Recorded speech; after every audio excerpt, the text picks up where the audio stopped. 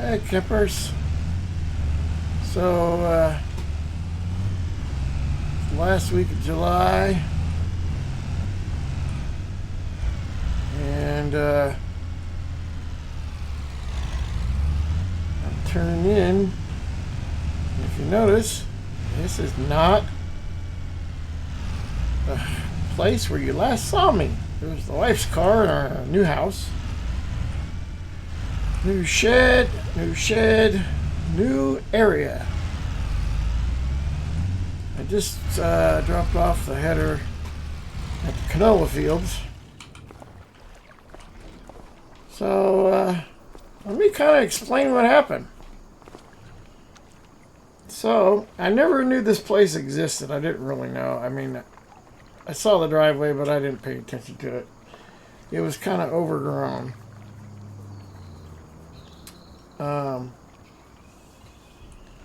So where we are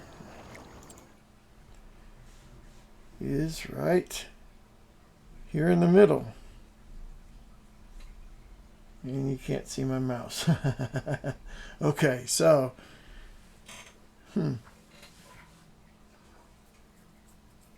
I'll have to edit that in. So we're right here where the blinky blinker is. Ding, ding, ding, ding, ding, ding, ding. See my blinky blink? That's me. So that is located. Here's the Ag Services place. This is the railroad right there. And there's town. Alright, so kind of give you an idea where we're at. I currently own 31, 24, 26, 23, 25, 27, 28, 29. 29 is I'm purchasing from Ernie. That's Ernie's house right there. And this is Ernie's field that we are contracted to buy. I own this big field here, which is 247 acres. I own these 3 fields down here at the bottom.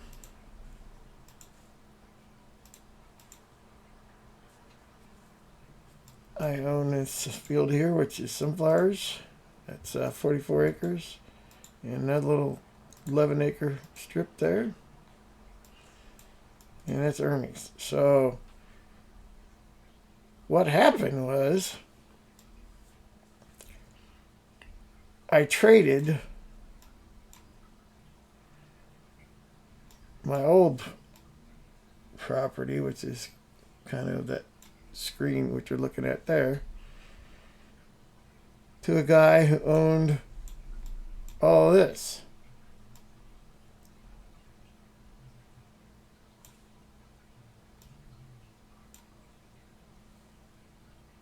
Yeah, we traded almost virtually straight up, but I had to pay him. I gave him $250 in cash.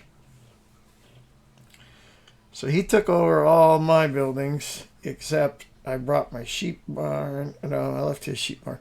I brought a few of my stuff. We dismantled the coffee roaster and the greenhouses, the gardens, and the fertilizer shed. Where's that at? Fertilizer plant. And brought those over. Everything else was already here.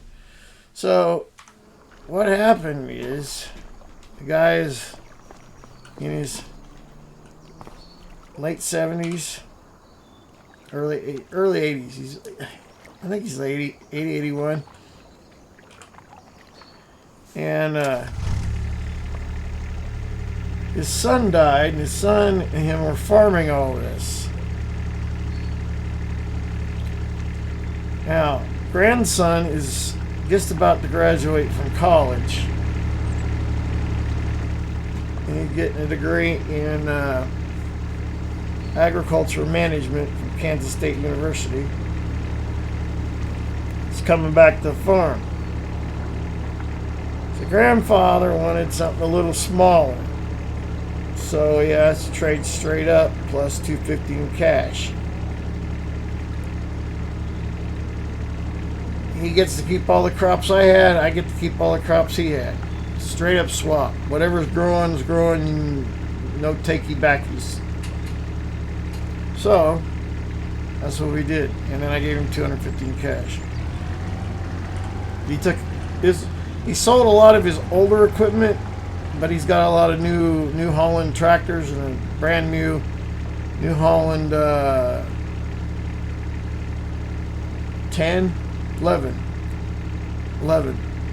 New Holland 11. So he took all that, and he's waiting for the grandson to graduate from college, and then they're going to buy some more other stuff. But anyway, we'll start over here at the house. So, nice little house. Similar to one my wife and I have had before. She's happy with it. So, I had a little garden shed. I got my mower in there.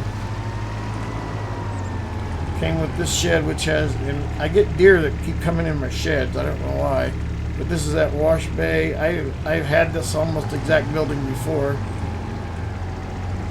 over on Grandpa Walter's farm. So this is almost the same setup shop. So yeah. So going back in here, there was this large metal shed back here that they used. Some for hay and then storing trailers and whatnot. So this is my header trailer shed. Basically, we come back around through this drive. Got 2 trailers over here. Got my tedder, windrower, my cultivator, my wagon.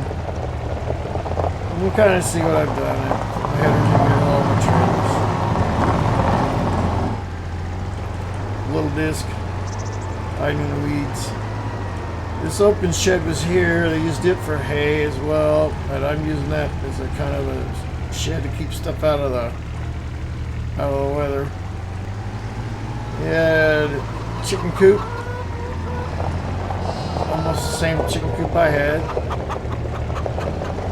I got 200. I think I got 250 chickens in there. Oh, the lady came and milked my goats and sheared a couple of the sheep. Look at that.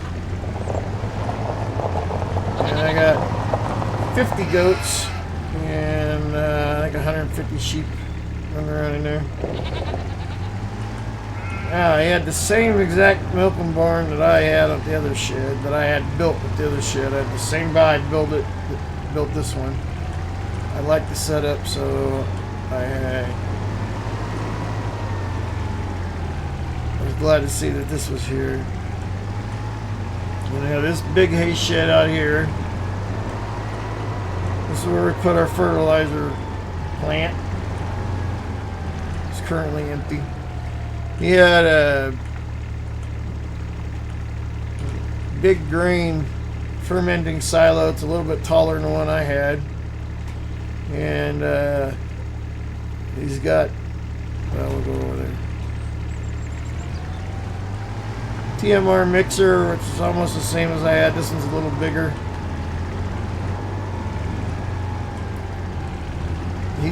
They're very organized in how they set this place up. They got this green bin, so it's kind of similar to the one I have, but this one's bigger. I hauled all the sorghum I had over here. And underground pipe extension goes in there.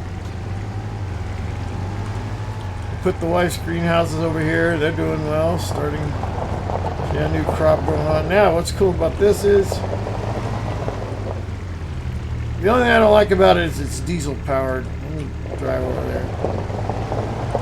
They dug a well, and they had pipe connections. They had greenhouses here before, so we literally put our greenhouses in and connected the water pipes, and now they're watered from here. I don't have to haul water over.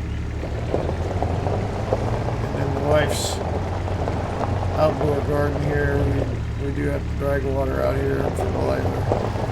Yep, the other open garden that we had, same things. I mean, we just reset them up. And then, like I said, we put the roasting shed in here. They had all greenhouses out here. They had a pretty large greenhouse operation. So we had the space to do it. So that was good. Water point they had in here, fuel tank. Oh yeah, I also got this. This is a pretty neat deal. This was part of the trade. This man, TGS 1850. It's kind of cool. It's got a trailer hitch and the fifth wheel, so I can move trailers around the farm. And it's pretty big. It's got a 505 horse engine in it, but it's really nice for getting around tight spaces. I liked it, and it's got 3-point on the front, so that's kind of cool. So yeah.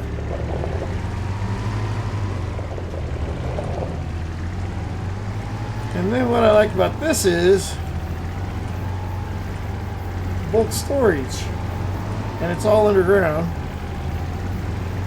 So dump in there, and when I want to get it out, I come in this inside bay, and it dumps right in here.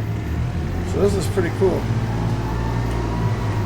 And then the middle bay is just storage. I've got all the seeds from the other place in here. And then this is the liquid side.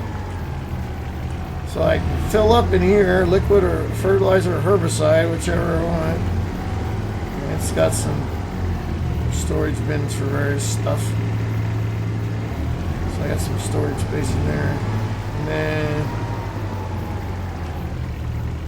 kind of see it here, the truck's kind of blocking away, but there's connections there to dump in and fill up. So that's kind of cool. And then this shed here. So it's a big shed, just cold storage.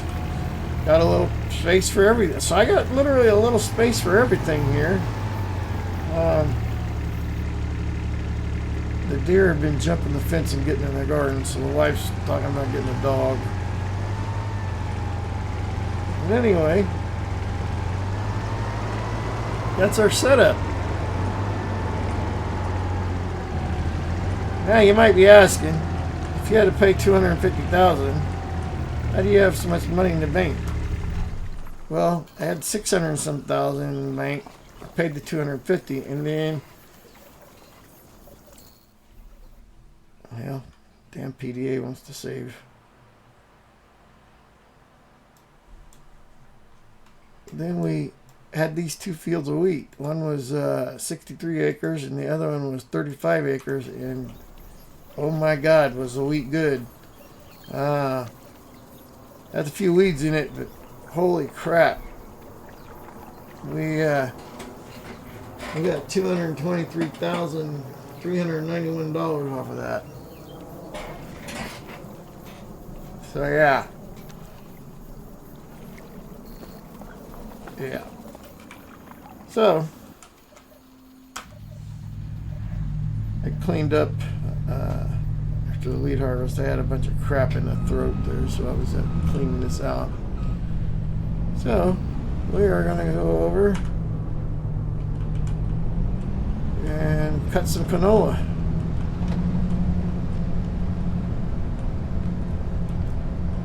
Told the wife to call her on the cell phone here a bit. She'd come get me and I'd get the truck. But hello, oncoming mailman.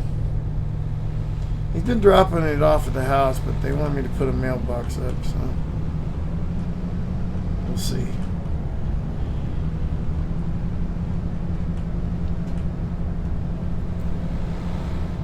So yeah, I'm a little closer to Ernie. Well, yeah, I'm a little closer. So Ernie Jr. actually walked down here the other day.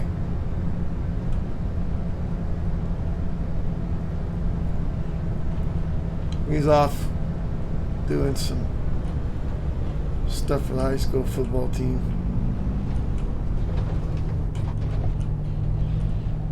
This was a pain in the butt to put in here at the truck, but I did it.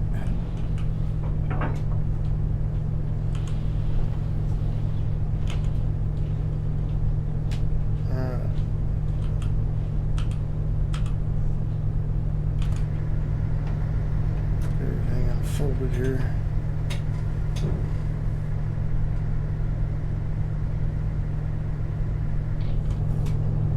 Top unfold. Yep.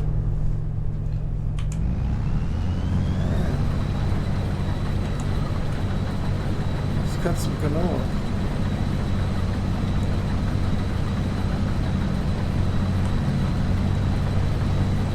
What are we doing? That cut.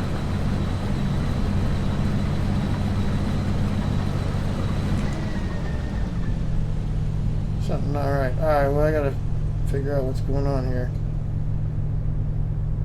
Alright, so something ain't working. Cutting bar wasn't cutting. Alright, well we're gonna work on that. And we'll get back to you.